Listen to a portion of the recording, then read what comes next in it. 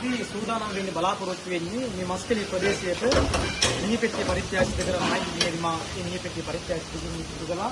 ඉතින් අදිනේදී ඒ පින්නතුන්ට නිවසට මිනිපෙට්ටියක් රැගෙන යාමේදී ඇත්තටම දැඩි අපහසුතාවයකට පත් වෙනවා මේ නර්ස් එකකින් අරන් යන්නේ. අපහසුතාවයට පත් වෙනවා කියන්නේ අද කාලේ හැටියට මුදල් ගණන් හැටියට මේ මහරගම ඉඳලා මස්කලි ප්‍රදේශයට මිනිපෙට්ටිය රැගෙන යන්න රුපියල් 60000ක් 65000කට වැඩි මුදලක් ඔවුන්ගෙන් ඉල්ලනවා. නමුත් ඔවුන්ට එය ලබා ගැනීමේදී බොහෝ අපහසුතාවයකට පත් වෙනවා. නමුත් මස්කලි ප්‍රදේශයට අද මේ මිනිපෙට්ටිය අරන් යන්නේ මේ ලොරියක තියලා. වෙනදට මිනිපෙට්ටිය අරන් යන්නේ හර්ස් එකක තියලා. නමුත් අද අරන් යන්නේ මෙලෙස මේ ලොරියක දාන්න.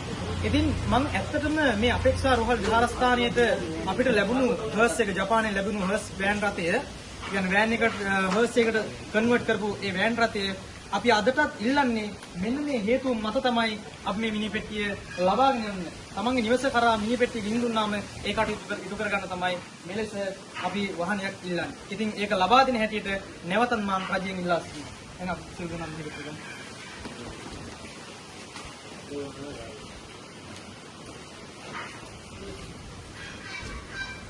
උසල ගම්කට වදනේ පාරේ වදනේ බලමු කියන්නේ.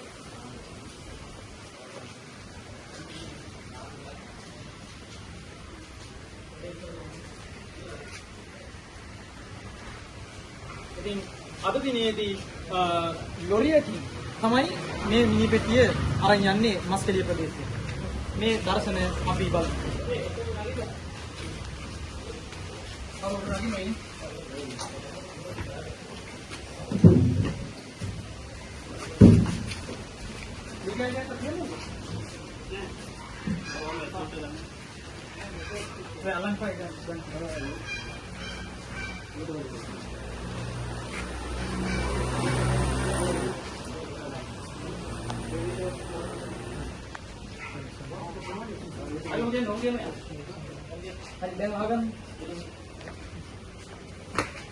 මෙන්න ඒ දර්ශන මිනිපෙට්ටිය අරන් යන්නේ අද වෙනස් විදිහකට. ලොරියකින් මස්කලියට යන මිනිපෙට්ටිය.